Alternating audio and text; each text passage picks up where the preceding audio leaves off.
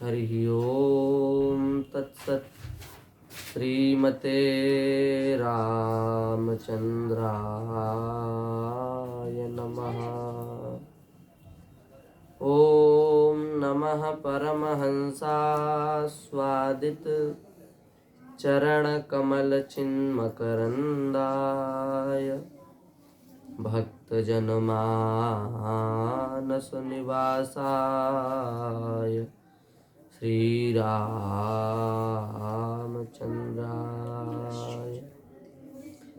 वाञ्छाकल्पतरुभ्यश्च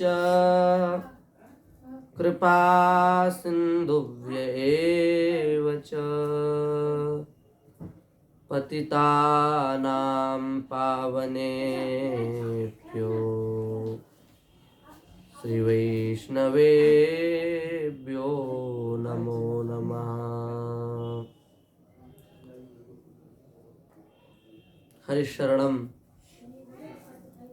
भक्तवांछा कल्पतरु भक्तवत्सल शरणागत वत्सल नंदनंदन श्याम सुंदर की अहितु की महती कृपा करुणा से हम सभी जीव भगवत भागवत चर्चा के माध्यम से अपने जीवन को पवित्र कृतकृत्य कर रहे हैं। कल विगत 2-3 दिनों से परम भक्त श्री सुदामा जी के चरित्र की चर्चा हम लोग कर रहे हैं। उसी चर्चा को भगवत कृपा से यथामति यथा समय हम लोग आगे बढ़ाएंगे। सुदामा जी महाराज वृक्ष के नीचे विश्राम करके उठे तो विचार किया कि पता नहीं कहाँ द्वारिका होगी, कैसे मार्ग जाना है, कहाँ मार्ग है द्वारिका जाने का। ऐसा विचार करके श्री सुदामा जी महाराज चले।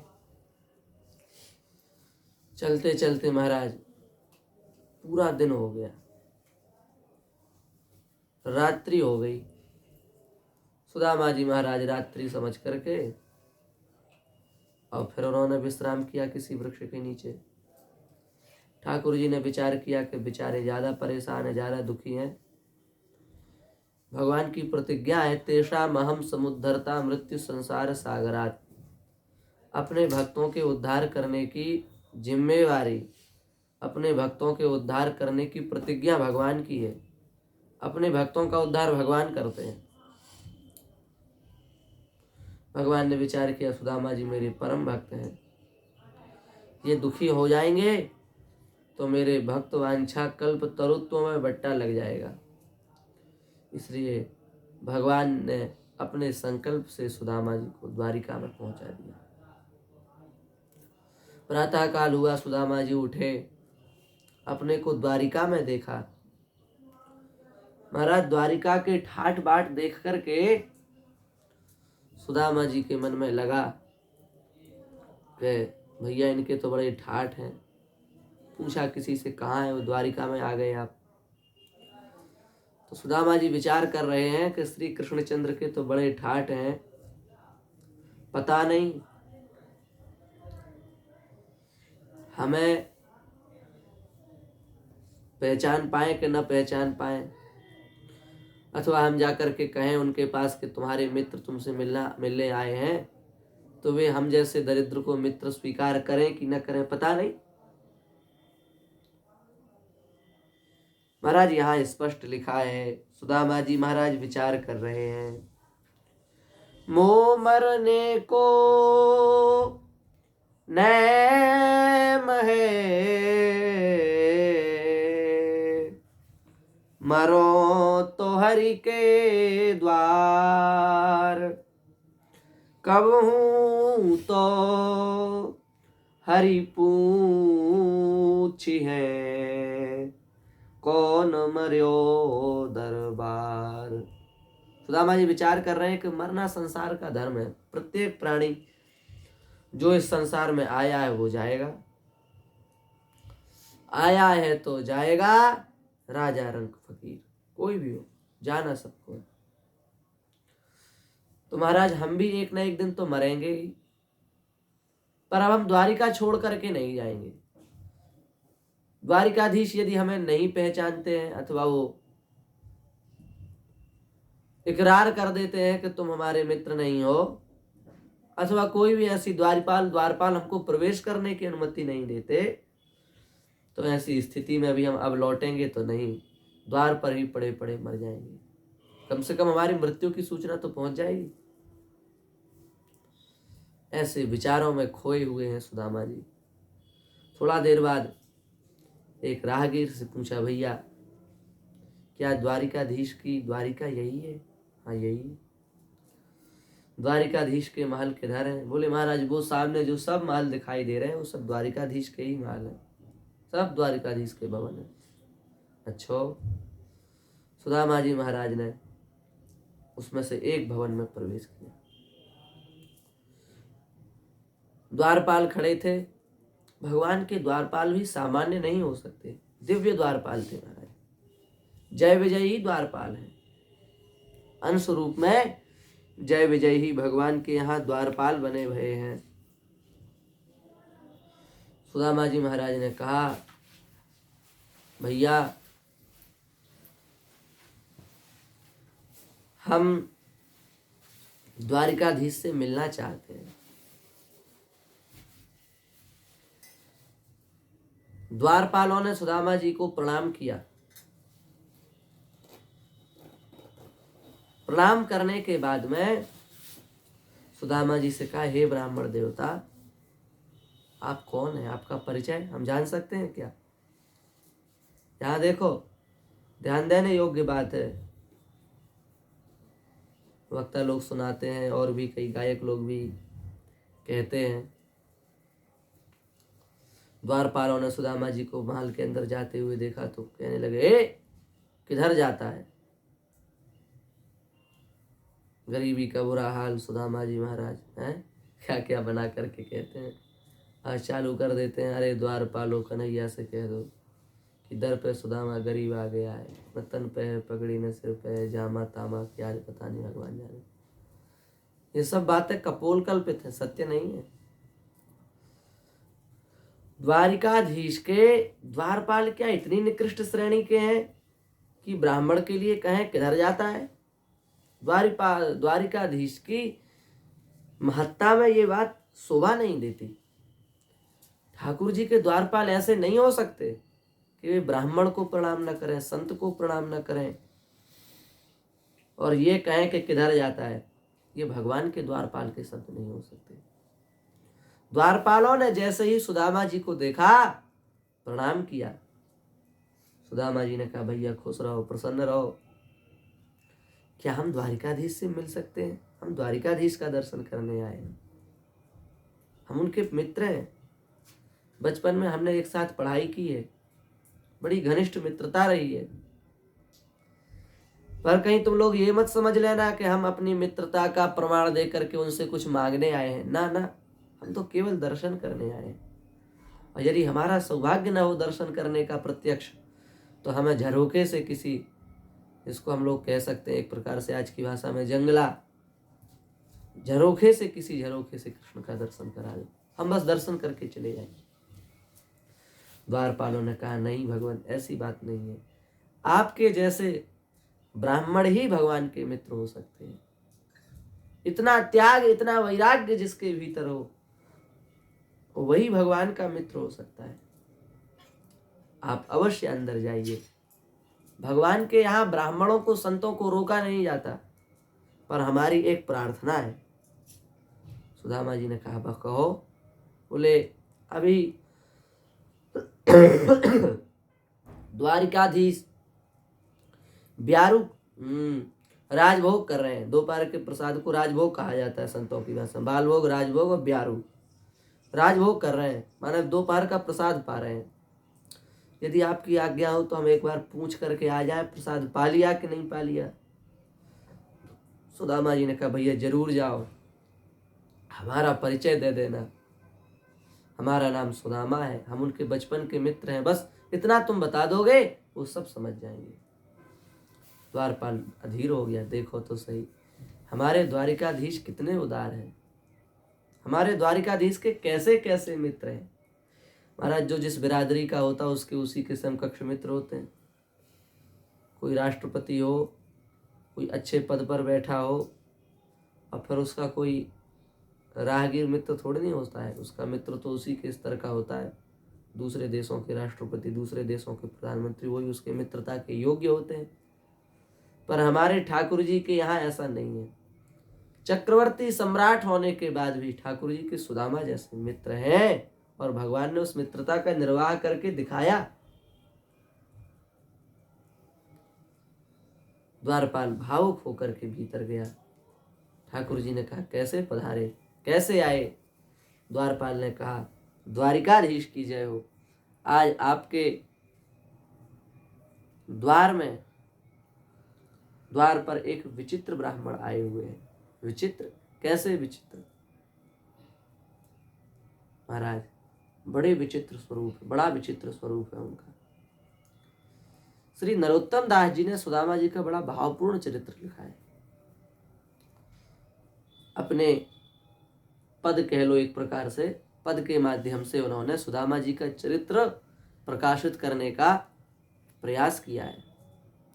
तो श्री नरोत्तम दास जी महाराज सुदामा जी का परिचय दे रहे हैं। सुदामा जी द्वारपाल सुदामा जी का क्या परिचय भगवान को दे रहे हैं। श्री नरोत्तम दास जी कह रहे हैं शीस पगा न झगा तन में, शीस पगा न झगा तन में, प्रभु जाने को आही बसे कहीं ग्रामा। हे द्वारिकाधीश, शीश में कोई, सिर पर कोई पगड़ी नहीं है, शरीर पर वस्त्र नहीं है, मैले कुचैले एक फटी पुरानी धोती पहने हुए हैं। जाने को आई, न जाने को आई, पता नहीं कौन है। बसे कहीं ग्रामा, कौन से गांव में रहते हैं इसका भी हमें ज्ञान नहीं है।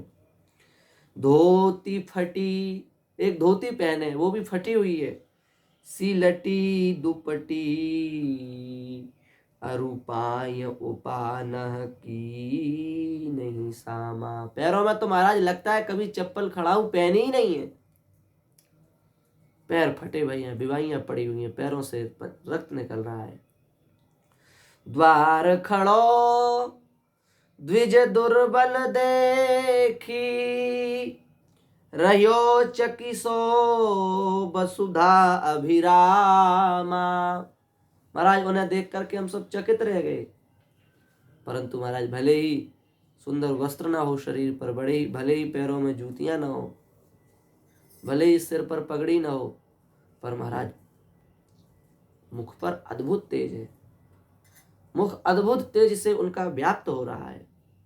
इससे लगता है वो कोई साधारण ही महान तपस्वी है। पूछत दीन दयाल को धाम, आपका दर्शन करना चाहते हैं, द्वारिका का परिचय चाह रहे हैं, आपके पास आना चाह रहे हैं।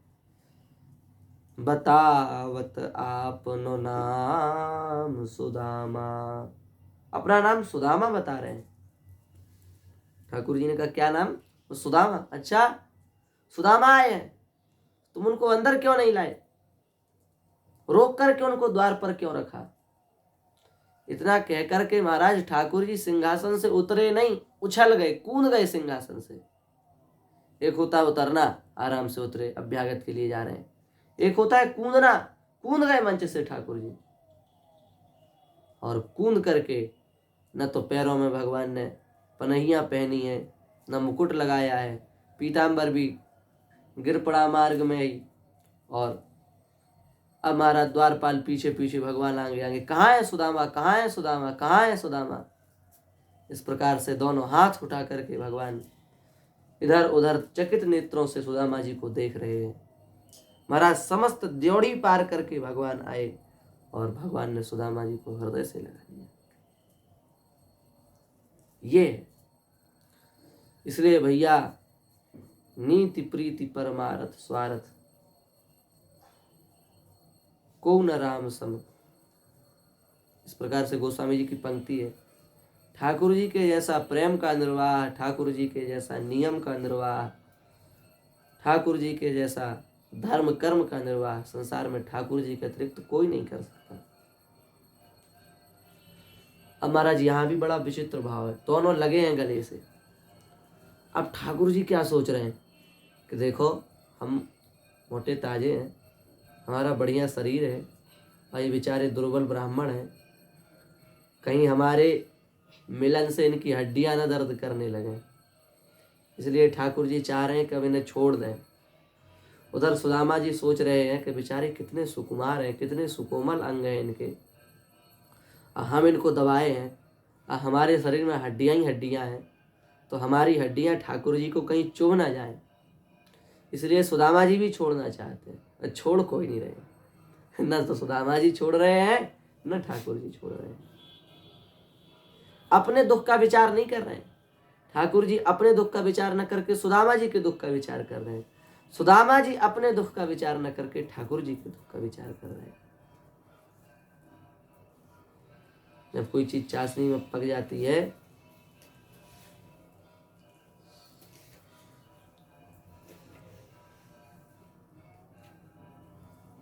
बहुत देर तक हृदय से लगे रहे भगवान सुदामा जी के और सुदामा जी भगवान के। उसके बाद में भगवान ने सुदामा जी का हाथ पकड़ा और हाथ पकड़ करके महल में ले आए। सब चकित हैं, सब देख रहे हैं द्वारिकाधीश क्या कर रहे हैं, कौन है ये ब्राह्मण, कैसी इनकी दुर्बल स्थिति है, इतना सम्मान इनका।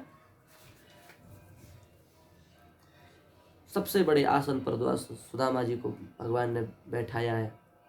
सुदामा जी कह रहे नहीं, हम नहीं बैठेंगे, नहीं बैठेंगे। भगवान ने सिंहासन पर बैठा दिया। भगवान जमीन पर बैठ गए। रुक्मिणी जी से कहा कि स्वर्ण पात्र लाओ, सोने का थाल लाओ और स्वर्ण कलश में जल भर करके लाओ। महाराज आज स्वयं रुक्मिणी जी सोने का थाल लेने के लिए गई हैं। ठाकुर जी की आज्ञा दास दासियों से नहीं कह सकते ना, स्वयं गई, स्वयं पात्र लेकर के आई, स्वर्ण कलश में जल भर करके लाई। ठाकुर जी ने सुदामा जी के चरणों को स्वर्ण थाल में रखा और जब चरणों पर दृष्टि डाली, आज तो ठाकुर जी के भी नेत्रों से अश्रुपात होने लगा। सुदामा जी के पैरों पर मिट्टी जम गई है, खून निकल रहा है, बीमारियां फटी हुई हैं, सैकड़ों कांटे लगे हुए हैं। महाराज ठाकुर जी ने अपने पीताम्बर से सुदामा जी के पैरों को पहुंच करके स्वर्ण पात्र तो केवल रखा रहा, ठाकुर जी ने अपने नेत्रों से ही सुदामा जी के चरणों को धो दिया, नेत्रों के जल से ही सुदामा जी के चरणों को धो दिया। श्री नरोत्तम दास जी महाराज लिख रहे हैं, ऐसे बेहाल विवाह इन सो पग, कंटक जाल लगे पुनि जोए। ऐसे बेहाल विवाइन सो पग, चरण सुदामा जी के ऐसे बेहाल हो रहे हैं, बीमारियां लग गई हैं पैरों में। कंटक जाल लगे पुनि जोए, जगह जगह पूरे पैरों में कांटे लगे हुए हैं। हाय महा दुख पायो सखा तुम, आय इते न किते दिन खोए। ठाकुर जी कह रहे सुदामा जी आपने बड़ा कष्ट भुगता, आप बड़े कष्ट से यहाँ तक आए हैं। देखी सुदामा की दीन दशा, करुणा करिके करुणा निधि रोए। पानी परात को हाथ छयो नहीं, नैनन के जल सो पग धोए। ये स्थिति देख करके आज ठाकुर जी के नेत्रों से भी अश्रुपात होने लगा। पानी को स्पर्श भी नहीं किया, नैनन के जल सो पग धोए। आज तो भगवान ने अपने नेत्रों के जल से ही सुदामा जी के चरणों को धो दिया। सुदामा जी कह रहे अरे मित्र क्या कर रहे हो, कन्हैया क्या कर रहे हो, लाला क्या कर रहे हो। और ठाकुर जी बात पर ध्यान ही नहीं दे रहे हैं। ठाकुर जी तो बस लगे हैं नैनन के जल सो पग धोए, चरणों को धुला है, सुदामा जी के चरणों को पोंछा है अपने पीतांबर से। महाराज 1650 से जैसे भगवान की पूजा की जाती है, वैसे ही पूरी विधि विधान से ठाकुर जी ने सुदामा जी की पूजा की, परिक्रमा लगाई सुदामा जी की, साष्टांग प्रणाम किया और अपनी सभी रानियों को आदेश दिया कि ऐसे ब्राह्मण अब दोबारा द्वारिका में कभी नहीं आएंगे और न कभी आए हैं, इसलिए जो भी आशीर्वाद लेना चाहे वो सब यहाँ पर आ जाओ। महाराज रानियां तो रानियां, ठाकुर जी की आज्ञा मिल गई तो सब श्रृंगार करके आ गई, सब लाइन लग गई, बहुत दूर तक लाइन लगी। प्रणाम करना प्रारंभ किया। रुक्मिणी, सत्यभामा, भद्रा, मित्रविंदा, कालिंदी, इन सब ने किया। सुदामा जी ने सोचा चलो 2-4 होंगी, निपट जाएंगी। सौभाग्यवती भव, पुत्रवती भव, पतिप्रिया भव, पतिवल्लभा भव, ऐसे आशीर्वाद देने लगे सुदामा जी। जब 10, 20, 50 हो गई तो सुदामा जी ने कहा क्या है ये, द्वारिका की स्त्रियां हैं क्या ये? नहीं नहीं, ठाकुर जी ने कहा ये तो सब अपनी ही है, अभी अपनी ही है, चिंता मत करो, आप तो आशीर्वाद दो। वाह, सुदामा जी करे भाई तुम्हारे तो बड़े ठाठ है, बड़े ठाठ है तुम्हारे भाई, तुम्हारे इतने विवाह, इतने विवाह, 1-2 हजार आ गई महाराज। थक गए सुदामा जी, अब तो केवल हाथ ऐसे करने लगे, ऐसे हाथ, बस ऐसे हाथ कह करके, ऐसे हाथ करके आशीर्वाद देने लगे। पर महाराज हाथ में भी 5-6 हजार निपट गई, हाथ में भी दर्द हो गया। तब सुदामा जी केवल गर्दन हिला करके ऐसे ऐसे आशीर्वाद देने लगे। ठाकुर जी हंसने लगे, बोले सुदामा जी अबे तो आधी संख्या में आए भाई। सुदामा जी बोले अरे भैया बताओ, हम तो आशीर्वाद देते देते ही हमारा आशीर्वाद हो जाएगा, टपक जाएंगे हम, हमारी सामर्थ्य नहीं है कितने लोगों को हम आशीर्वाद दे सकें। सबको एक साथ खड़ा करो। सब एक साथ महाराज आई, सबको एक साथ सुदामा जी ने आशीर्वाद दिया और सबको विदा किया, नहीं तो आशीर्वाद ही नहीं दे पाते। सुंदर 56 भोग सुदामा जी के सामने परोसे गए। ठाकुर जी आज स्वयं सुदामा जी को पवा रहे हैं। विविध व्यंजनों से सुंदर सुदामा जी को भोजन कराया और रुक्मिणी जी पंखा झला रही हैं, ठाकुर जी सुंदर स्वयं भोजन करा रहे हैं। इस प्रकार से सुदामा जी की बड़ी दिव्य सुंदर शोभा हो रही है। महाराज ठाकुर जी ने जो चरणामृत था ना सुदामा जी का, उसको आदेश दिया कि पूरे राज्य में, पूरे द्वारिका में, पूरे महल में इस चरणामृत को छिड़का जाए। ऐसे ब्राह्मण के चरणामृत से पूरी द्वारिका पवित्र हो जाएगी। सुंदर भोग लगाया, सुदामा जी ने सुंदर प्रसाद पाया है। और यह सब देख करके सब आश्चर्यचकित हैं। किमनेन कृतम पुण्यम अवधूतेन भिक्षुणा, इस ब्राह्मण ने ऐसा कौन सा पुण्य कर्म किया है जो साक्षात ठाकुर जी ये सब कर रहे हैं, आज तक कभी नहीं किया, ऐसा कर रहे हैं।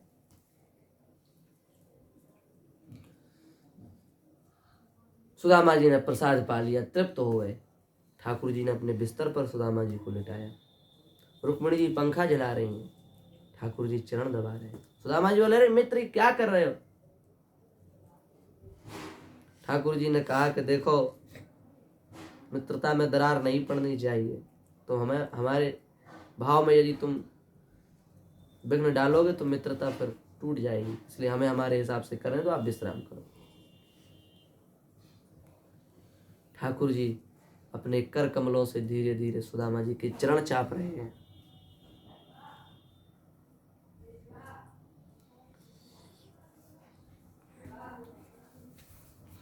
बड़ी सुंदर महाराज कथा है। सुदामा जी के मन में आया कि ठाकुर जी हमें पहचान पाए कि नहीं पहचान पाए, कहीं हमको दूसरा सुदामा तो नहीं समझ लिया, पता नहीं कितने सुदामा रहे हो। पता नहीं हमें हमारा ऐसा स्वागत किया, इसके लायक तो हम नहीं थे। कोई दूसरे सुदामा का, किसी दूसरे सुदामा को समझ करके तो नहीं ठाकुर जी इतनी सेवा कर रहे हैं, नहीं तो पर पीछे पछताएं करे वो तो दूसरे थे। ठाकुर जी सुदामा जी के मन का भाव समझ गए और ठाकुर जी ने गुरु जी के यहाँ की चर्चा चलाई। सुदामा जी ध्यान है ना, हम दोनों एक ही पाठशाला में पढ़ते थे। गुरु जी जब आप पाठ भूल जाते थे तो आपकी मित्रता में हम भी पाठ भूल जाते थे। फिर हम दोनों लकड़ी लेने के लिए जाते थे, फिर वर्षा हुई थी, ऐसा हुआ वैसा हुआ, सब भगवान ने सुनाया। सुदामा जी हाँ पहचान गए हैं तो हम भाई दूसरे के नाम पर ये स्वागत सत्कार नहीं हो रहा है, ये तो ठाकुर जी हमारे लिए ही कर रहे हैं। पक्का हो गया सुदामा जी को। ऐसे ही महाराज खूब चर्चा भाई। ठाकुर जी ने कहा हमको पता चला है, सूचना मिली कि आपका ब्याह हो गया, और बताओ कैसे मित्र हो, ब्याह में आपने हमें बुलाया भी नहीं। सुदामा जी ने कहा अरे मित्र, हमारी क्या सामर्थ्य कि हम आपको बुलावें, हम गरीब ब्राह्मण, निर्लोभी निष्काम ब्राह्मण, हमारे पास कुछ है ही नहीं कि हम आपका स्वागत करें।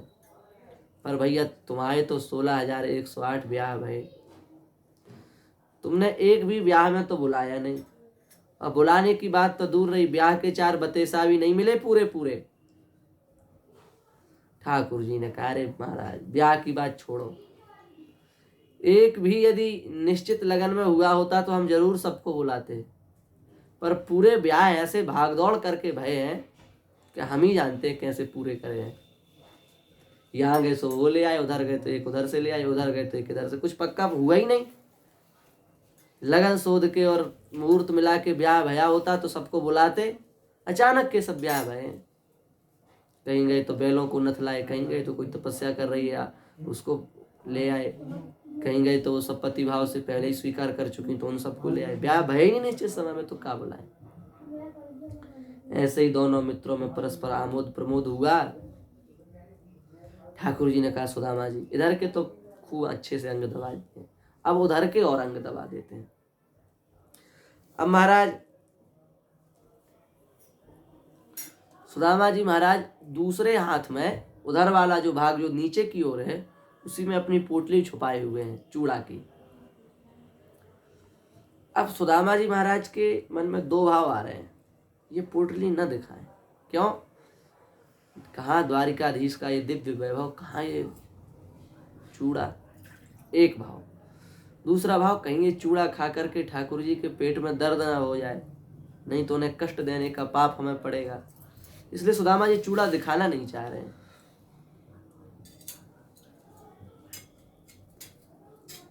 ठाकुर जी ने कहा भैया तुम्हारा ब्याह हो गया तो भाभी ने निश्चित हमारे लिए कुछ तो भेजा होगा, कहो सुदामा का दियो भाभी ने सौगात, भाभी ने हमारे लिए क्या भेजा है। सुदामा जी ने कहा अरे मित्र भाभी ने क्या भेजा है, कुछ नहीं भेजा, बस कुशल क्षेमी पूछिए। ठाकुर जी ने कहा कि ऐसी बात नहीं है, कुछ तो भेजा होगा। ठाकुर जी ने कहा चलो कोई बात नहीं सुदामा जी, भेजाओ या न भेजाओ आप करवट बदलो तो उधर के अंग और हम दबा दें।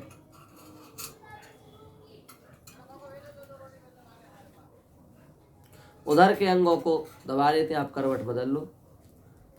सुदामा जी ने महाराज करवट तो बदलना चाहते नहीं थे, क्योंकि उसी तरफ तो चूड़ा छिपा था, पर जब भगवान ने विशेष आग्रह किया तो सुदामा जी ने करवट बदल दी, और बदल करके बड़ी धीरे से उस पोटरी को अपने हाथ में छुपा करके करवट बदली, जिससे पता न चल जाए कि हमारी पोटरी में कुछ लाए हैं हम। पर ठाकुर जी की नजरों से कौन बच सकता है महाराज। ठाकुर जी ने देख ली। ठाकुर जी ने कहा सुदामा जी इस पोटरी में क्या है। सुदामा जी मुस्कुराने लगे, अरे मित्र कछु ना है। खोलत सकुचत गांठरी चितवत हरि की ओर, जीरन फटी फटी छुटी परे बिखरी गए तीन ठोर। सुदामा जी संकोच कर रहे हैं। भगवान ने बलात् उस पोटली को खींचा। महाराज पोटली मजबूत होती तब तो वो खींचने पर भी नहीं फटती, पर तो वो कपड़ा सिल के जोड़ तमोड़ के जैसे तैसे बनाई गई, वो चावल बिखर गए, सब फट गई पोटली। क्योंकि श्रीमद् भागवत में श्री सुखदेव जी महाराज कह रहे हैं, चैल खंडेन तान बद्ध्वा भर्त्रे प्रादादुपायनम। चैल खंड से उस चावल को, चूड़े को बांधा गया था। चैल खंड माने कई सारे कपड़ों को मिला करके जो कपड़ा बनाया जाता है, उस कपड़े को चैल खंड कहा जाता है। ठाकुर जी ने कहा, सुदामा जी हम पदार्थ के भूखे नहीं हैं, हम तो भाव के भूखे हैं। आप ये विचार कदापि मत करो कि हम कहाँ द्वारिकाधीश, कहाँ ये चूड़ा। हम पदार्थक ग्राही नहीं है, हम भावग्राही है। भावग्राही जनार्दन। गीता जी में कहा गया, पत्रम पुष्पम फलम तोयम यो में भक्त्या प्रयच्छति तदहम भक्त्युपहृतमश्नामि प्रयतात्मना। पत्र पुष्प फल फूल कोई भी व्यक्ति यदि मुझे भावपूर्वक चढ़ाता है, महाराज उसे मैं ग्रहण करता हूं। कहां तक कहे, अन्यथा मत ले लेना। जिस कथा को जिस दृष्टि से कहा जाता उसी दृष्टि से देखना। भाव पूर्वक चढ़ाए गए किरात के मांस को भी भगवान प्रतिदिन ग्रहण करते थे। एक किरात था, वो निरंतर पाप कर्मों में लगा रहता था। तो एक संत ने सोचा कि इसको पाप से बचाया कैसे जाए। संत सहज कृपा करते हैं, तो कहा कि देखो तुम जो भी मांस खाते हो तुम्हारी आदत में है, भगवान को चढ़ा के खाया करो। शंकर जी के मंदिर में है, वहाँ उस शिवलिंग को जा करके उसको पानी से धुल करके और चढ़ा करके फिर खाया करो। अब महाराज वो किरात रोज जाता, शिवलिंग को धुलता, संत की बात मान करके, और मांस चढ़ाता और फिर खाता। एक दिन एक पंडित जी आए, देखा कि मंदिर में मांस के लोथड़े पड़े हुए हैं, बड़ा दुख हुआ। पूरा मंदिर साफ किया, पंचगव्य से शुद्धि की, पंचामृत से शंकर जी का रुद्राभिषेक किया, सुंदर श्रृंगार किया, बिल्वपत्र चढ़ाए, धतूर फल चढ़ाए, पूरी षोडशोपचार से पूजा की, आरती की, सफाई की, पूरे मंदिर की, प्रार्थना स्तुति की, स्थान शुद्धि की। और देखने विचार करने लगे कि अच्छा देखते हैं कि गंदगी कौन फैलाता है। छुप गए एक जगह, फिर आता है समय पर फिर मांस का एक लेकर के चढ़ाने के लिए शंकर जी। पंडित जी गुस्सा, क्या करता है, मंदिर दूषित करता है, अपराध करता है। उसने कहा, हम कुछ विधि निषेध नहीं जानते, हमें तो एक संत ने ऐसा करते हैं। ऐसे कैसे होता है, नियम धर्म की मर्यादा नहीं होती, भगवान का पूजन ऐसे नहीं होता है। चरणों में गिर गया, अब तुम्हें घोर नरक मिलेगा। चरणों में गिर गया, डर गया। महाराज कैसे होगा, साज स्वभाव। पंडित जी ने पूरी विधि बताई, पूरे नियम बताए, 36 नियम। इस विधि से करना कल से, नहीं तो तुम्हारी पूरी पूजा निष्फल हो जाएगी। तो महाराज उसके रात ने पूजा की, षोडशोपचार से पूरा विधि जैसे पंडित जी बता के थे वैसे करने लगा वो। शंकर जी ने पंडित जी को स्वप्न दिया, पंडित जी आपने अच्छा नहीं किया, मेरे भक्त के भाव में विघ्न डाला। भले ही मैं मांस का भोग नहीं लगाता, भले ही मैं मांस को स्वीकार नहीं करता, पर भक्त का भाव था, वो बड़े निर्मल भाव से मुझे ये सब करता था, बड़ी प्रसन्नता होती थी। तुमने ये इतनी विधि निषेध की मर्यादाएं बता करके और उसको बड़े नियम धर्म के चक्कर में फंसा दिया। वह बड़ा ही मेरा भक्त है। पंडित जी ने विचार किया कि हमने तो समझाया था अच्छे के लिए, वो बुरा गया। गए वो दोबारा और उसको कहा, भैया तुम जैसा करते हो वैसे ही किया करो। ठाकुर जी ने, शंकर जी ने पंडित जी से कहा कि देखो, तुम्हें यदि उसके भाव की परीक्षा करनी हो तो तुम उससे कहना कि शंकर जी प्रत्यक्ष होकर के तुम्हारे प्रसाद को ग्रहण करेंगे यदि तुम अपने दोनों नेत्र उनके चरणों में समर्पित कर दोगे तो। नहीं, क्या कह दिया हमने, शंकर जी जो हैं उनके नेत्र से खून बह रहा है, इसलिए तो अपना नेत्र लगा करके शंकर जी के उस नेत्र को ठीक कर दो। ऐसी लीला हम करेंगे। मंदिर में गया, पंडित जी भी समय पर पहुंच गए। अब देखा महाराज, शंकर जी की जो दो आंखें थी, एक तो शिवलिंग होता है, एक प्रतिमा भी होती है, तो जो प्रतिमा में भगवान शिव की दो आंखें थी, एक से खून निकल रहा था। पंडित जी ने कहा, देखो किरात, हम शास्त्र पढ़ करके चले आ रहे हैं, यदि तुम अपना ये सही वाला नेत्र निकाल करके शंकर जी की आंख में लगा दोगे ना, तो वो नेत्र ठीक हो जाएगा। किरात ने ये सुनते ही तत्काल तलवार निकाली महाराज, बिना देरी किए आंख निकाल करके और दूसरी आंख से देख करके वो जो आंख लगी थी उसको निकाल के और इस आंख से देख करके वहीं वो आंख लगा दी। प्रकट हो गए शंकर जी। बोले पंडित जी, बस इसी भाव के कारण मैं इसकी उस पूजा को भी स्वीकार करता हूँ। इसलिए भैया, भाव खा भूखा हूँ मैं, बस भाव ही बस सार है, भाव से मुझको भजे तो भाव से बेड़ा पार है। कर्माबाई का भाव, प्रातः काल उठते ही ठाकुर जी को भोग लगाना है, न नहाना है, न ध्यान करना, न स्नान करना, कुछ नहीं। लाला भूखा है, पहले भोजन, पहले खिचड़ी प्रसाद का भोग लगाना।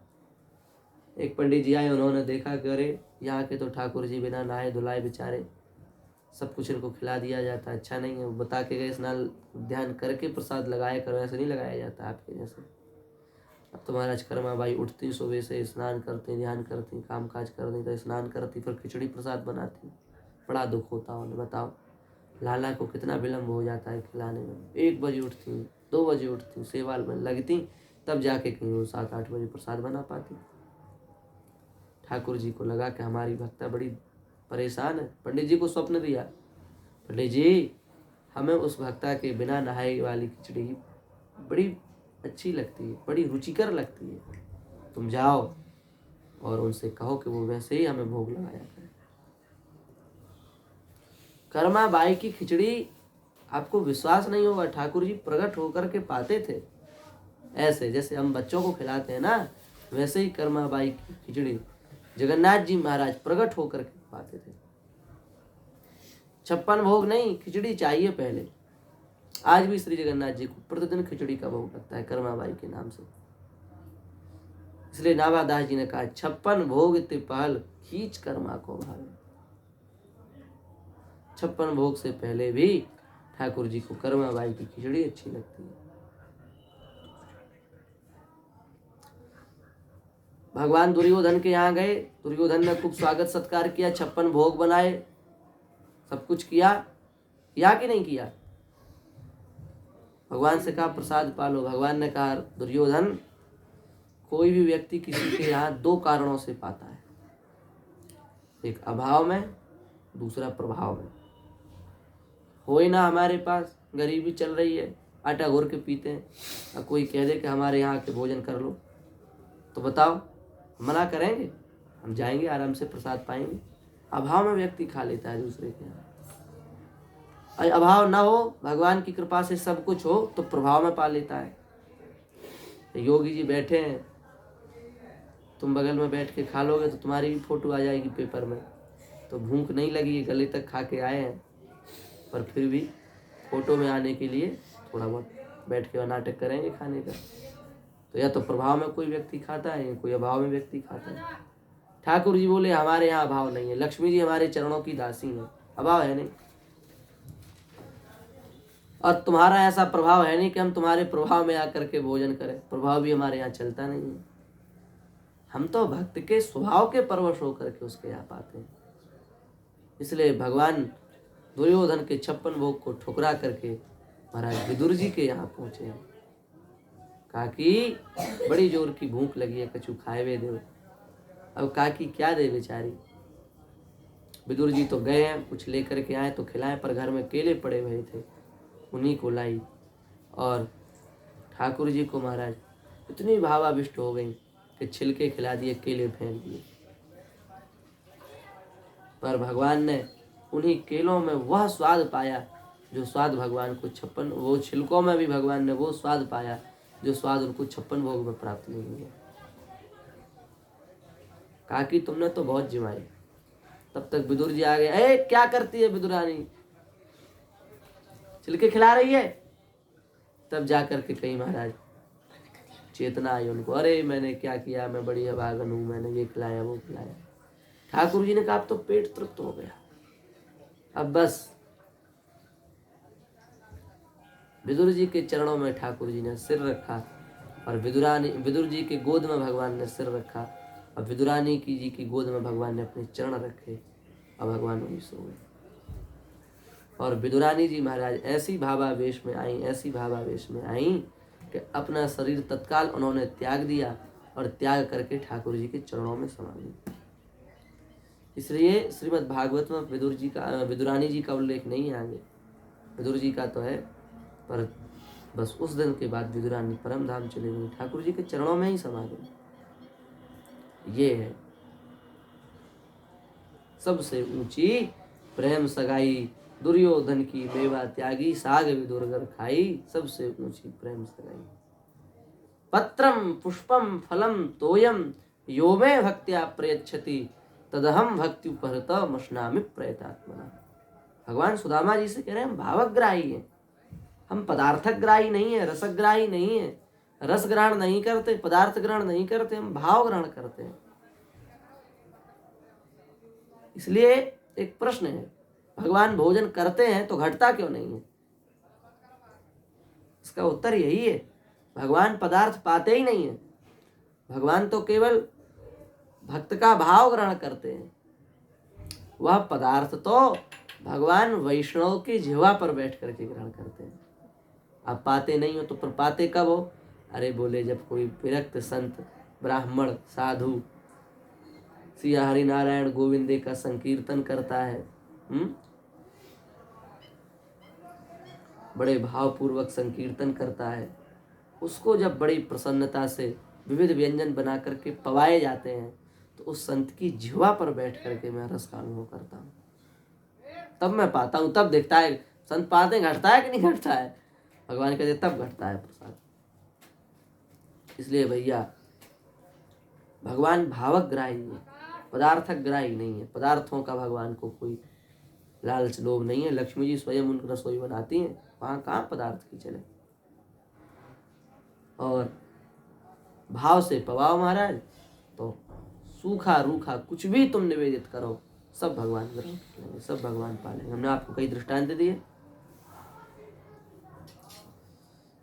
रैदास जी महाराज निम्न वर्ण में उत्पन्न हुए और ब्राह्मणों ने राजा से जाके शिकायत कर दी कि ठाकुर जी की सेवा करते हैं।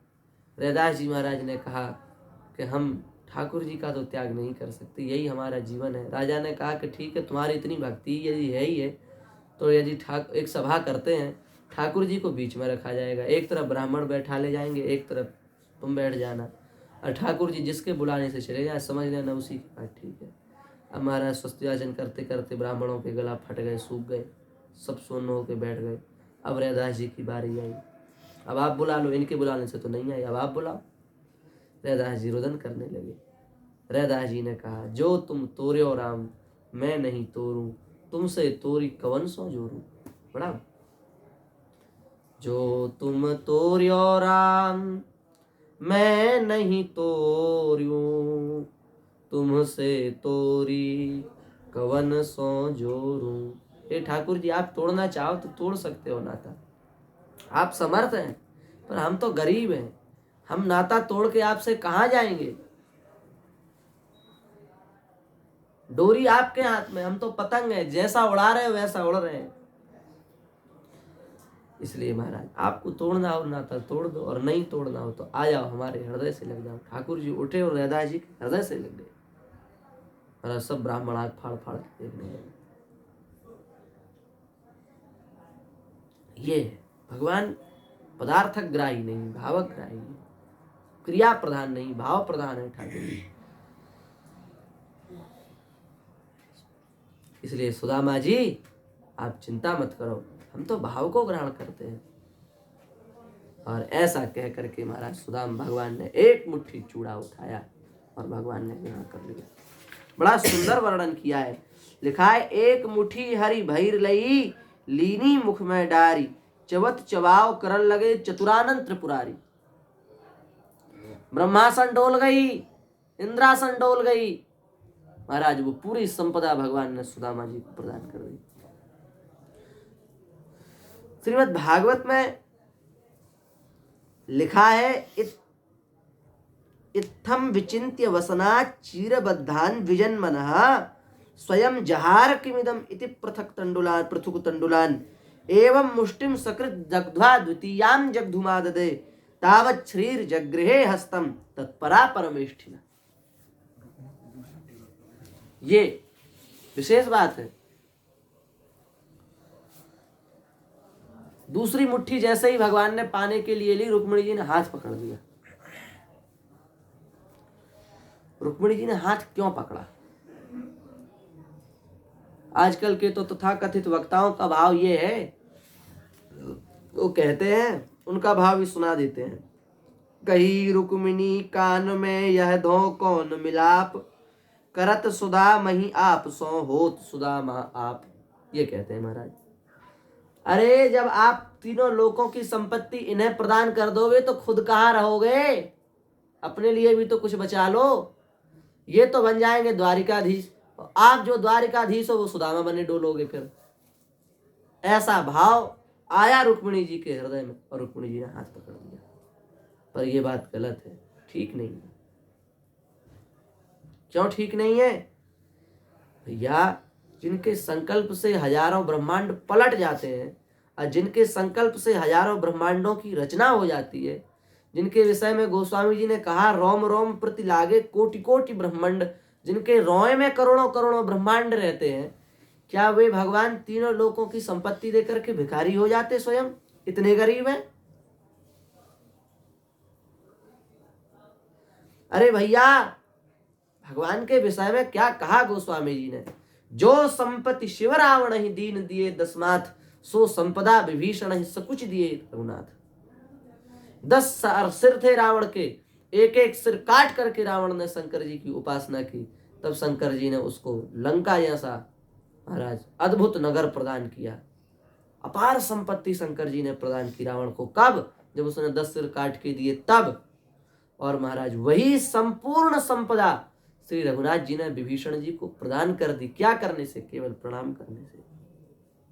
सकुच दीन रघुनाथ, यहां भी उदारता नहीं है, सकुची, संकोच में दे दिया। संकोच माने देने के बाद भी भगवान को ऐसा लगा कि हमने विभीषण को कुछ नहीं दिया, हम कुछ नहीं दे पाए विभीषण को। ये भाव है। पूरी लंका देने के बाद भी वही लंका रावण को 10 सिर काटने के बाद प्राप्त हुई थी, वही लंका राम जी ने सकुचा करके विभीषण जी को दे दी, दिया पर कुछ नहीं दिया। ऐसा इतने उदार जो हमारे ठाकुर जी हैं, वो ठाकुर जी सुदामा जी को 3 लोक की संपत्ति देने के बाद भिखारी हो जाते। इसलिए भैया हमारी प्रार्थना है, कथा करो, प्रवचन करो, पर शास्त्र को समझ करके करो, अन्यथा किसी भक्त का अपराध हमसे बन जाएगा। सुदामा जी जैसे भक्त का यदि अपराध बन गया तो फिर उसका परिणाम इस जन्म में भी हमको भुगतना पड़ेगा और मरने के बाद ऊपर भी हमको इसका पाप लगेगा। भक्तापराध का कोई प्रायश्चित नहीं, कोई प्रायश्चित नहीं। इसलिए भगवान के चरित्रों को कहने से भी ज्यादा सावधानी भक्त के चरित्र में होती है। तो आप कहोगे कि महाराज इसलिए हाथ नहीं पकड़ा, तो किस लिए पकड़ा? क्योंकि हाथ तो पकड़ा। ये बात तो भागवत जी में ही लिखी, तावत् श्रीर जगृहे हस्तम। रुक्मिणी जी ने हाथ पकड़ लिया तो हाथ तो पकड़ा, ये बात तो सही है। तो क्यों पकड़ा? इसके कई भाव हैं। रुक्मिणी जी ने विचार किया ठाकुर जी हैं, भाव में तो अभी पालेंगे, फिर बाद में पेट दर्द हो गया तो इसलिए हाथ पकड़ लिया। दूसरा भाव यह है, बांट के खाना वैकुंठ जाना। हमारे यहाँ कहा गया है बांट के खाना वैकुंठ जाना। बांट के कोई चीज पानी चाहिए। एका स्वादु न भुंजीता, किसी भी अच्छे पदार्थ को अकेले नहीं पाना चाहिए। रुक्मिणी जी कह रही आपकी द्वारा बनाई गई मर्यादा है, एका स्वादु न भुंजीता, किसी अच्छे पदार्थ को अकेले नहीं लेना चाहिए। ये संत का प्रसाद है, ये आपके लिए बस नहीं है, ये हम सब के लिए भी है। आप ही सब पालोगे तो फिर हम लोग क्या पाएंगे? टुकड़ा सरक्कत आसन फरक्कत, आसन में फर्क होना चाहिए, आसन अलग अलग होना चाहिए, आसन अलग अलग रखो और टुकड़ा सरका करके खाओ। टुकड़ा मिले तो उसको सरका दो, सरका दो माने उसमें से कुछ भाग किसी दूसरे को दे करके फिर पाओ। महाराज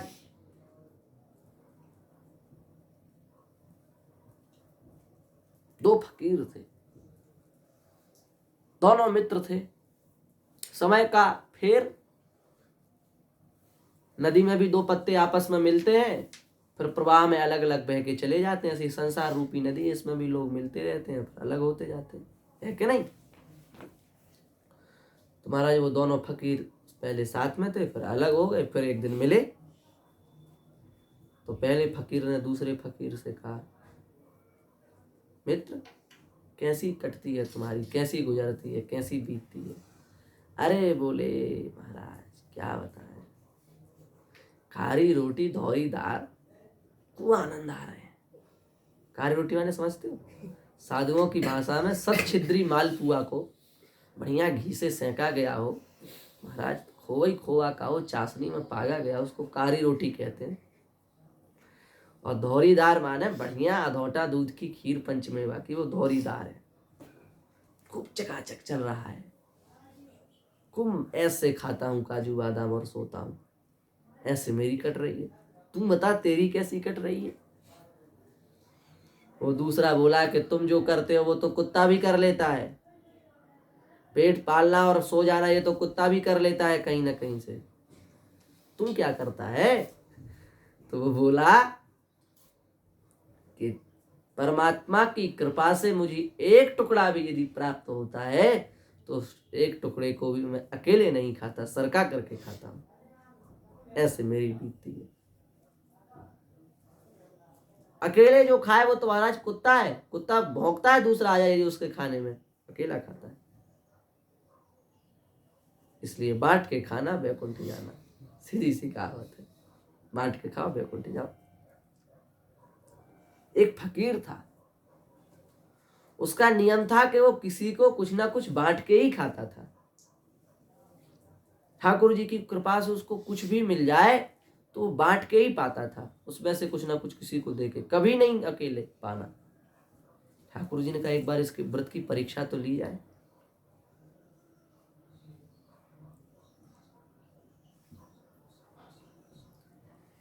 तीन दिन तक कुछ नहीं मिला, फकीर भूखा ही पड़ा रहा। फकीर ने कहा जय श्री राम जी की इच्छा, कोई बात नहीं, अच्छा है, राम राम करता पड़ा रहा। एक पक्षी अपने चोंच में एक दाल का दाना लेकर के जा रहा था, वो गिर गया और इन्हीं की गोद में गिरा, फकीर दास जी की गोद में गिर गया। इन्होंने देखा, वाह वाह वाह, आज राम जी की कैसी कृपा भाई, देखो कितना बढ़िया सुंदर दाल का दाना हमें भगवान ने कृपा करके दिया, अब मैं इसको पाऊंगा। पाने का विचार था, तत्काल ध्यान आया कि हमारा तो नियम है, हम बांट करके ही पाते हैं, ऐसे तो पाते नहीं। अब ये दाना है तो इसके दो टुकड़े कर लेता हूँ, आधा किसी को दे दूंगा, आधा स्वयं पालूंगा। आधा दो टुकड़े कर लिए, आधा अपने लिए रख लिया, आधा लेकर के बैठ गए। कोई आए पहले दूं, वो पाए फिर मैं पाऊं। हमारा यहाँ जंगल में कौन आए, अब भगवान को परीक्षा लेनी तो और भी कोई ना आया।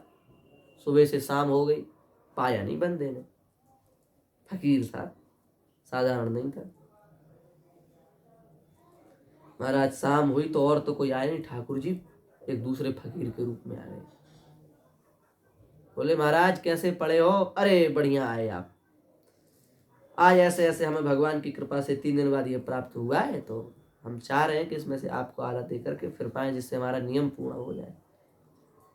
भगवान ने कहा हम तो अभी रबड़ी छक करके आ रहे हैं, यहाँ गले तक रबड़ी रबड़ी भरी है, तुम्हें इतना मिला उसमें ही तुम देने लेने का चक्कर कर रहे हो, उसको पालो, हमने स्वीकार कर लिया, बस तुम पाओ।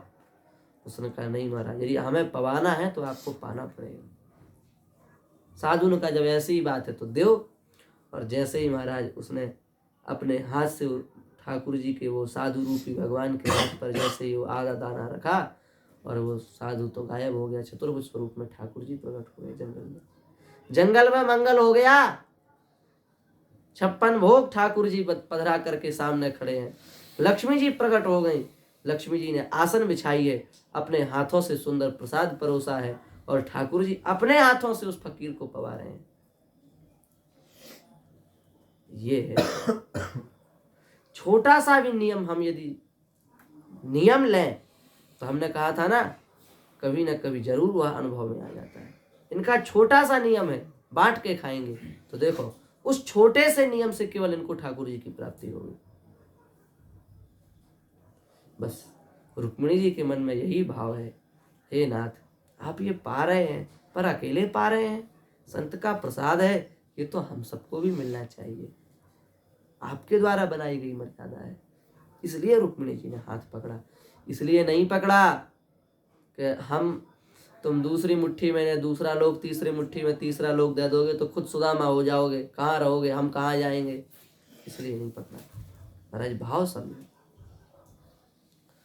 ठाकुर जी समझ गए कि रुक्मिणी जी ने हाथ क्यों पकड़ा। ठाकुर जी बोले ठीक है देवी ले। अब ये चूड़ा तो सबको होगा नहीं, इतनी बड़ी द्वारिका है, 56 करोड़ तो यदुवंशी हैं केवल, और फिर प्रजा अलग है। इसलिए ऐसा करो कि हमारे यहाँ जो चूड़ा भंडार है उस चूड़े में इस चूड़े को मिला दो, और मिला करके महाराज बढ़िया सुंदर मिष्टी दही बनाओ। एक होता है दही, एक मिष्टी दही होता है, मिथिला के लोग जानते हैं। मिथिला का मिष्टी दही और चूड़ा पालो महाराज तो 56 भोग कुछ नहीं है, कुछ नहीं है, इतना सुंदर बनाते हैं मिष्टी दही, इतना बढ़िया होता है। ठाकुर जी ने कहा बढ़िया मिष्टी दही बनाओ और चूड़ा तो है ही, अब पूरे द्वारिका का नगर भोज कराओ। सुदामा जी के तरफ से भंडारा है, सुदामा जी का प्रसाद है। महाराज खूब बड़ा भोज भंडारा हुआ। एक तिथि है वो हमें स्मरण में नहीं है, हम देख करके बताएंगे। उस तिथि को दही चूड़े का जो दान करता है वो व्यक्ति सीधे वैकुंठ जाता है। बड़ी महिमा है दही चूड़े के दान की भी। ठाकुर जी नगर भोज करा दिया, साफ सुदामा जी का प्रसाद पाओ, मिलवा दो उस चूड़े को ले जा करके चूड़ा भंडार में। महाराज मिला दिया गया। दूत गया पूरे में सूचना दे के आ गया, बड़े ठाठ से भंडारे भय। किसका भंडारा? बोले सुदामा जी महाराज की जय जयकार करो, उन्हीं का भंडारा चल रहा है। ये है महाराज बड़ा दिव्य भंडारा हुआ है। सुदामा जी महाराज द्वारिका में रुके। कितने दिन रुके? 7 दिन रहे हैं सुदामा जी द्वारिका में। इसका संकेत एक दोहा से प्राप्त होता है, और वो दोहा भी हम कह देंगे जिससे शंका कलंक पंका अवकाश न रह जाए। 7 दिवस यही विधि रहे, दिन दिन आदर भाव, चित्त चलो घर चलन को, ला कर सुनता कर सुनो बनाओ। 7 दिन हो गए। और दिन दिन आदर भाव, दिन प्रतिदिन आदर बढ़ा घटा नहीं, ये विशेष बात है। हम लोग रिश्तेदारी में जाए तो एक दिन खूब बढ़िया व्यंजन बना देते हैं, दूसरे दिन खिला देते हैं, तीसरे दिन काना फूसी चालू हो जाती, क्या यहीं से धरे रहेंगे कि जाएंगे, यहीं पड़े रहेंगे?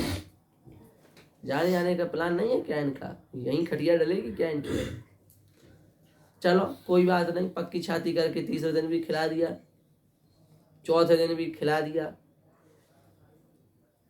5वें दिन से कहा थोड़ा यहाँ झाड़ू वाड़ू लगा दिया करो सुबह उठ करके। और आज तो ऐसा है कि ये लोग सब भंडारे में जा रहे हैं तो अपन लोग बस कुछ नहीं, खिचड़ी पका के पालेंगे, ये चालू है। महाराज 7 दिन के बाद वो पूरा घराती बन गया, बाराती जो आया था, खेल खत्म उसका। ये अनुभव बड़े, ये माने हम आपको प्रयास में भी जो बात कह देते हैं वो बड़ी गंभीर होती है। हमने आपको सुनाया था, बड़े भारी जो विद्वान हुए हैं, उनका नाम स्मरण में नहीं है, उन्होंने भी अपनी ससुराल में जाकर के यह दृश्य देखा, तब उनको वैराग्य हुआ, तब उन्होंने ये ग्रंथ लिखा। ये कोई साधारण बात नहीं है, होता है ऐसा है। महाराज दामाद के विषय में तो प्रसिद्धि जा माता 10 ग्रह, 9 ग्रह तो होते ही हैं, जमाई 10वां ग्रह होता है। वो आ जाता है तो पूरे घर में तैयारियां, शांति हो जाती है, सब बेचारे परेशान हो जाते हैं। पर यहाँ ऐसा नहीं है। हाँ, यहाँ तो दिन दिन आदर भाव, दिन प्रतिदिन सुदामा जी का सत्कार बढ़ा, घटा नहीं। संसार में तो दिन प्रतिदिन सत्कार घटता है, पर सुदामा जी का सत्कार घटा नहीं, सुदामा जी का सत्कार दिन प्रतिदिन बढ़ा। 7 दिन हो गए, सुदामा जी ने विचार किया कि अब घर भी लौटना चाहिए। सुशीला कहाँ जाती होगी मांगने के लिए, कैसे निर्वाह चल रहा होगा, अब लौट जाना चाहिए। सुदामा जी ने ठाकुर जी से अनुमति चाही, पर ठाकुर जी ने जाने के लिए बड़ा मना किया।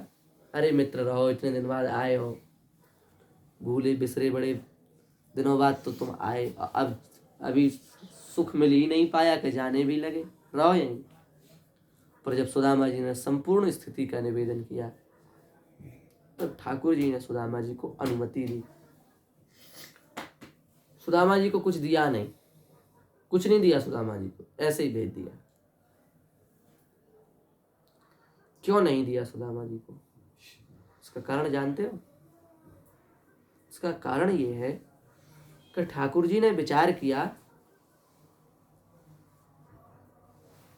ठाकुर जी विचार कर रहे हैं कि देखो सुदामा जी महाराज अत्यंत निष्काम महापुरुष हैं,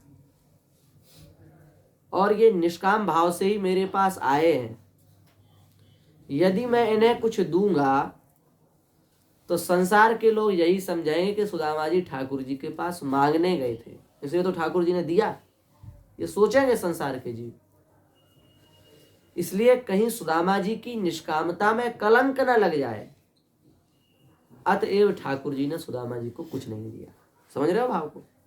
क्यों नहीं दिया? इसलिए नहीं दिया कि सुदामा जी को यदि हम देते हैं तो संसार के लोग यही कहेंगे कि सुदामा जी भगवान से कुछ चाहते थे, मांगने गए थे, सो भगवान ने दे दिया।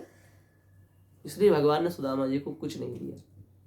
दूसरा भाव, भगवान ने विचार किया कि सुदामा जी चूड़ा लाए, अब यदि हम इनको कुछ देते हैं तो ये लोग कहेंगे कि सुदामा जी के चूड़े का मूल्य भगवान ने दिया, पर यह चूड़ा इतना अमूल्य है कि इसका कुछ मूल्य है ही नहीं, क्या हम इसका मूल्य दे सकते हैं?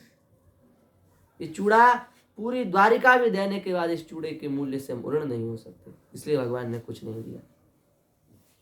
हाँ, सुशीला चाहती है, इसलिए भगवान ने विश्वकर्मा को आज्ञा दी, जाओ सुदामा जी की झोपड़ी को हटाओ और वहां सुंदर भवन तैयार करो। महाराज ऐसे क्यों दिया भगवान ने? सुदामा जी को इसीलिए कुछ पकड़ा देते। उसका हमने आपको 2 भाव बताए, तीसरा भाव और सुनो। ठाकुर जी ने विचार किया कि सामने वो चीज दी जाती है जो लगे कि हाँ भाई हमने कुछ दिया है। जब ये व्यक्ति प्रदर्शित करना चाहता तब सामने देता है। बढ़िया मोटा सा 51,000 की, लो लो कैमरा करो थोड़ा इधर, हम दे रहे हैं, खाओ उधर घुमाई पड़े, इधर दिखाओ, हम दे रहे हैं, दान कर रहे हैं। व्यक्ति था महाराज, उसने बड़ा कंजूस, जैसे तैसे उसने 1100 का दान किया, सत्य घटना है। अब टीवी पे नाम बोले गए तो उसका नहीं बोला गया, क्योंकि सबसे कम उसी की राशि आई थी। उसने कहा महाराज हमारी राशि लौटाओ, फोन करके। क्यों? हमने नाम ही के लिए तो राशि दी थी कि हमारा नाम चढ़ेगा, वो आपने नाम नहीं बोला, लौटाओ हमारी पैसा। खोपड़ी पकड़ के बैठ गया बेचारा। ये व्यक्ति अपने दान को प्रदर्शित करना चाहता है। और ये ध्यान से सुन लो, जो अपने दान को प्रदर्शित करता है उसका, जितने लोग उस दान को सुनते हैं, देखते हैं, वो पूरा महत्वपूर्ण वो ले जाते हैं। और जो जितना गुप्त दान होता है महाराज, वो उतना ही कल्याण करने वाला होता है। इसलिए ठाकुर जी ने विचार किया कि हम सुदामा जी को क्या दें जो दिखाने लायक हो। इनकी पात्रता के अनुसार इनको देने लायक हमारे पास कुछ है ही नहीं, इसलिए हम जो भी दे दें वो चोरी छुपे दे दें, चोरी छुपे दे दें, इनको सीधे क्या दें। इसलिए सुदामा जी ने को तो कुछ नहीं दिया, विश्वकर्मा को जरूर आज्ञा दी, जाओ तुम वहां माल खड़े करो। सुदामा जी महाराज चले हैं द्वारिका से। चलते चलते बेचारे पुनः अपनी कुटिया तक आए, अपने नगर में आए, कुटिया पर आए। रास्ते में मार्ग में सुदामा जी विचार कर रहे हैं, क्वाहम दरिद्र पापीयान क्व कृष्ण श्री निकेतनः ब्रह्म बंधुरिति स्वाम बाहुभ्याम परिरमिता। कहाँ तो हम दरिद्र, कहाँ तो हम पापी, और कहाँ श्री कृष्ण, फिर भी उन्होंने मुझे अपने हृदय से लगाया, मेरी ऐसी सेवा की। सुदामा जी के नेत्रों से अश्रु बह रहे हैं। आप कहोगे भैया पूरी कथा सुनाई, पूरी कथा में आपने पहले यही सिद्ध किया कि सुदामा जी दरिद्र नहीं थे, और सुदामा जी खुद कह रहे क्वा हम दरिद्र पापी, या मैं कैसा दरिद्र व्यक्ति। दरिद्र नहीं थे तो सुदामा जी स्वयं को दरिद्र क्यों कह रहे हैं? इसका उत्तर यह है, ये वस्तुतः सुदामा जी दरिद्र नहीं है, ये सुदामा जी की दीनता है। पापीयान, क्या सुदामा जी पापी हैं? पर सुदामा जी अपने लिए कह रहे हैं पापीयान, मैं पापी हूँ, मैं दरिद्र हूँ, पापी हूँ। कहाँ श्री कृष्ण, उन्होंने मुझे हृदय से लगाया, मेरा सौभाग्य है। ये भक्ति की विनम्रता है। भक्ति की विनम्रता सबसे विशेष होती है, और उसी विनम्रता के कारण ही भगवान उस भक्त पर रीझ जाते हैं। इसलिए महाराज अभिमान त्याज्य है, अहंकार त्याज्य है। भक्ति के मार्ग में यदि एक पद भी आगे बढ़ना है तो सबसे पहला उसका सूत्र है अभिमान अहंकार का मूलतः त्याग हो जाए। अभिमान का बिल्कुल भी लेश हमारे भीतर न हो, अहंकार का लेश मात्र भी हमारे भीतर न हो, तब भक्ति में व्यक्ति आगे बढ़ता है। हमारे यहाँ कैसे कैसे महापुरुष भये, पर वो अपने को मलमूत्र का कीड़ा बताते हैं। हम मलमूत्र के कीड़े हैं। नाम अमोलक निर्मला भजनामी जैसा, तू साहिब समर्थ है, हम मलमूत्र के कीड़ा। मलुकदास जी कह रहे हैं नाम अमोलक है महाराज, नाम का कोई मूल्य नहीं है। संसार में कोई ऐसा नहीं जो नाम का मूल्य लगा सके। एक चेला था, उसके गुरुजी गए हुए थे बाहर, गुरुजी ने कह रखा था कि नाम से सब कुछ सिद्ध हो जाता है। तो एक बेचारा कोई परेशान व्यक्ति आया, बोले गुरुजी कहाँ है? तो चेले ने कहा कि गुरुजी तो बाजार गए। जब गुरुजी नहीं रहते तो चेले ही गुरु बनने का प्रयास करते हैं। बोले हमें बताओ क्या है? कहा हम गुरुजी से संवाद करना चाहते। अरे गुरुजी तो गए, हमें बताओ ना, हम गुरुजी से कम दिख रहे हैं तुमको, हमसे कहो। महाराज उसने कहा कि हमारे पुत्र को बुखार आ गया और उसकी उपाय पूछना चाहते हैं गुरुजी से। बोले, और चेला को विश्वास था, उसने कहा इसके इतने के लिए, इतने से काम के लिए गुरुजी को परेशान, धन्य हो तुम, हम इसका 1 मिनट में उपाय करते हैं। कागज फाड़ा, पेन निकाला, राम लिख दिया उस पर और गुड़ी मुड़ी कर दिया। और बोले इसको खोलना नहीं, इसको पानी में मिला दो और पानी पिला दो, बच्चा ठीक हो जाएगा। ले गए, श्रद्धा थी इसलिए ठीक भी हो गया। अब तो सुबह फिर चेला आया। वाह महाराज, आप जैसे गुरु धन्य, जिन्होंने ऐसे शिष्य तैयार किए। क्या हुआ? उसने सब घटना सुनाई। सामने तो गुरुजी ने कुछ नहीं कहा। जब वो चले गए तब फटकार लगाई, बताओ तुमने राम नाम का मूल्य लगा दिया, छोटे से काम के लिए तुमने नाम का प्रयोग कर दिया। अरे भैया, राम नाम तो वो है कि संसार रूपी रोग से छुड़ा करके भगवान के चरणों में ले जाता है, और तुमने उस राम नाम का इतने छोटे रोग में प्रयोग कर दिया। धिक्कार है तुमको, तुम इसका मूल्य नहीं समझते।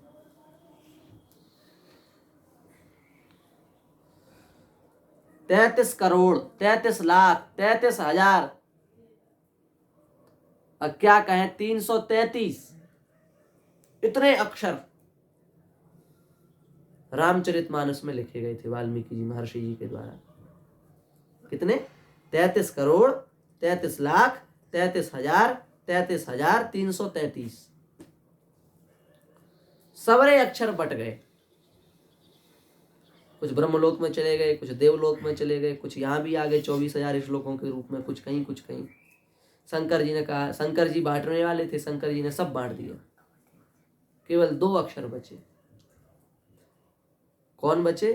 रा और मा।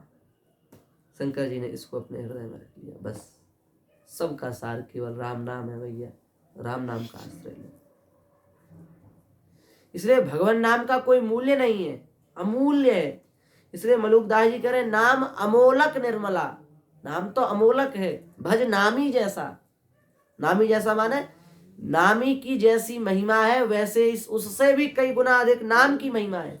इसलिए नाम को नामी से कम मत समझो। नामी माने जिसका नाम वो उसका नामी। आपका नाम बालक दास है तो आप बालक दास के नामी हो गए। समझे बात को?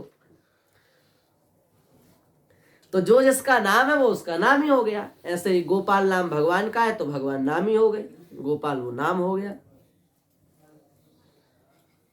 महाराज नाम अमोलक निर्मला भजनामी जैसा तू साहिब समर्थ है। अरे मालिक आप तो समर्थ महापुरुष हैं, समर्थ हैं। भगवान ने कहा हम तो समर्थ हैं पर तुम क्या हो? मलुकदास जी बोले हम मलमूत्र के कीड़ा, हम तो मलमूत्र के कीड़ा हैं। एक समर्थ आचार्य अपने को मलमूत्र का कीड़ा बता रहे हैं, इससे अधिक क्या दैन्यता हो सकती है? इसलिए सुदामा जी अपने को दरिद्र कह रहे हैं, ये उनका दैन्य है। वस्तुतः वो तो परम उदार महापुरुष है, निष्काम महापुरुष है, वो कहाँ दरिद्र हो सकते हैं? इस प्रकार से भगवान की महिमा का स्मरण करते हुए सुदामा जी महाराज अपनी कुटिया तक पहुंच गए। पर महाराज कहाँ वहां कुटिया दिखी? वहां तो क्या दिखा? आए निज ग्राम वह अति अभिराम भयो नयो पुर द्वारिका सो देखी मती गई है दिया रंग भीनी संग संतति सहेली लीनी कीनी मनु हारियों प्रतीति और भई है वह हरि ध्यान रूप माधुरी को पान तासो राखे निज प्राण जाके प्रीति रीति नहीं है भोग की न चाह ऐसे तनु निर्वाह करे डरे सोई चाल सुख जान जाल रस मई है आए निज ग्राम। सुदामा जी अपने गांव आ गए। अति अभिराम भयो, बड़ा सुंदर हो गया महाराज। सुदामा जी अपनी कुटिया देखने लगे, हमारी कुटिया कहाँ गई? अरे हमारी कुटिया तो यहाँ है ही नहीं, गायब हो गई कुटिया। और एक किसी राजा महाराजा ने आक्रमण कर दिया, हमारी कुटिया हटा दी यहाँ से और महल बन गए महाराज यहाँ तो।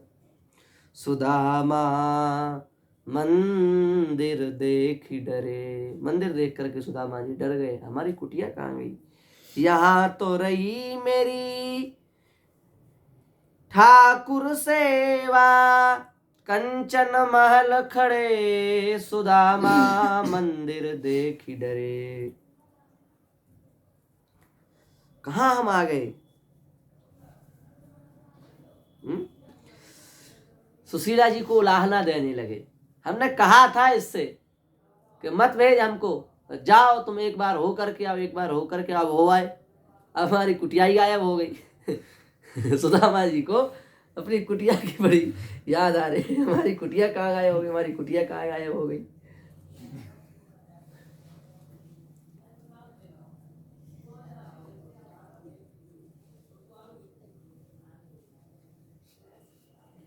बड़ा सुंदर भाव है।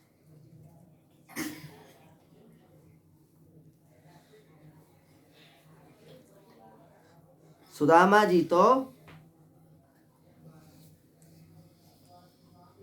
ठाड़े हैं, खड़े हैं। उधर से सुशीला आई, सैकड़ों सखियां सैकड़ों दासियां उनके साथ में हैं। सखिन संग श्री स्वामिनी आवत हैं तू पास। सुशीला आई। सुशीला को आता हुआ देख करके पहले तो सुदामा जी समझ ही नहीं पाए कि सुशीला है। महाराज रंग ही ढंग बदल गए। पर बड़े प्रयास करने पर वो समझे।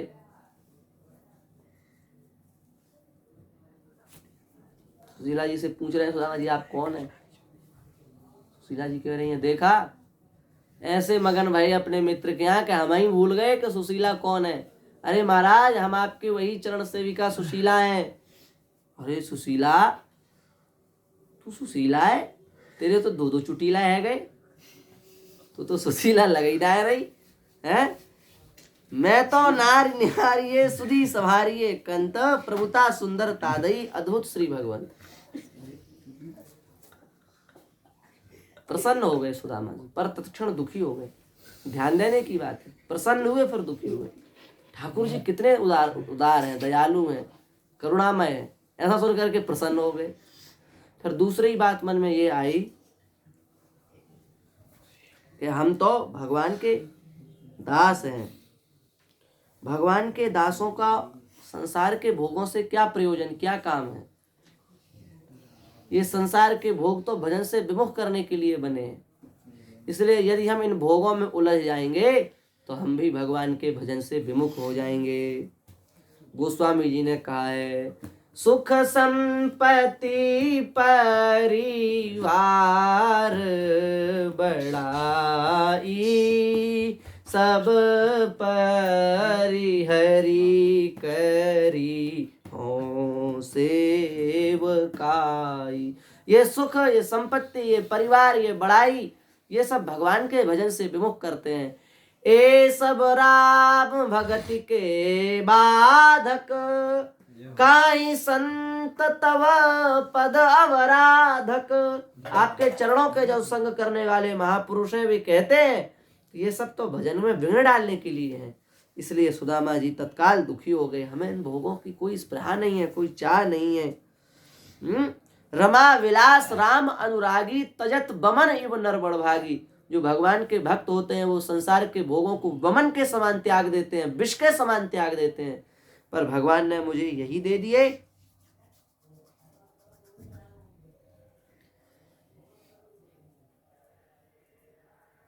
दुखी हो गए और आपको विश्वास नहीं होगा इतने दुखी हुए कि महाराज मूर्छित हो गए। कहाँ हमको ये धन मिल गया, इसकी हमको आवश्यकता नहीं है। बहुत प्रयास किया, मूर्छा से बाहर आए और सुशीला से तत्काल कहा कि देखो तुम्हें इन महलों की कामना थी, इच्छा थी, तो तुम रहो इन महल में, हम तो जा रहे हैं, हम तो बाहर भगवान का भजन करेंगे, हमें इन भोगों की स्पृहा नहीं है, चाह नहीं है। सुशीला जी रोने लगी। पति कुटिया में रहें और हम महलों के सुख को भोगें, हमारा धर्म नहीं, हम भी चलेंगे। ठाकुर जी प्रकट हो गए, सुदामा जी को हृदय से लगा दिया। सुदामा जी आपके जैसी निष्कामता अति दुर्लभ है। सुदामा जी एक बात ध्यान से सुनो, संसार के समस्त भोग बंधन कारक हैं, फंसने के लिए ही हैं। पर यदि वो भगवान की प्रसन्नता के लिए और भगवान के समझ करके यदि उन भोगों को भोगा जाए तो फिर वे बाधक नहीं बनते। अब ये भोग नहीं रह गए, अब ये हमारा प्रसाद है, हमारे द्वारा दिया गया है। इसलिए तुम खूब हमारी सेवा करो और तुम्हें जो हमारा जो प्रसाद प्राप्त हुआ है इस प्रसाद का खूब उपभोग करो। सुदामा जी महाराज ने चरण पकड़ लिए। हे नाथ इतनी कृपा बनाए रखना, इतनी कृपा बनाए रखना, हमारे जीवन के अंतिम श्वास तक आपके चरण और आपका चिंतन न छूट जाए। आपके चरण सदा हमारे हृदय में विराजमान रहे और आपका सुंदर नाम हमारी सदा जिह्वा पर चलता रहे। कितनी भी विकट से विकट परिस्थिति आ जाए, कितनी भी अनुकूल से अनुकूल परिस्थिति आ जाए, पर हम आपके चरणों का चिंतन न छोड़ें। और महाराज ठाकुर जी आशीर्वाद दे करके अंतर ध्यान हो गए। सुदामा जी महाराज भजन को और सुदामा जी महाराज ने बढ़ा दिया और इतना भजन किया, इतना भजन किया, इतना भजन किया कि अधिकतर तो वो संतों के साथ ही रहते, संतों की परिचर्या, संतों के साथ सत्संग करते और महाराज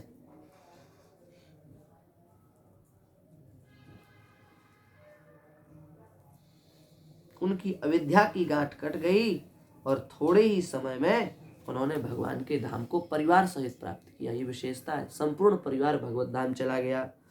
महाराज इस चरित्र को सुनने की महिमा क्या है।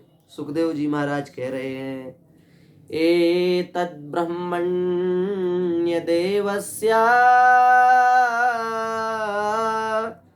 श्रुत्वा ब्रह्मण्यतां नरः लब्धभावो भगवती कर्म बंधात् विमुच्यते। ब्रह्मण्य देव भगवान श्री कृष्ण के इस चरित्र को जो श्रद्धा पूर्वक सुनता है उसे भगवान के चरणों में प्रेम प्राप्त हो जाता है, उसकी अविद्या माया की गांठ खुल जाती है और वह भगवान के चरणों में पहुंच जाता है।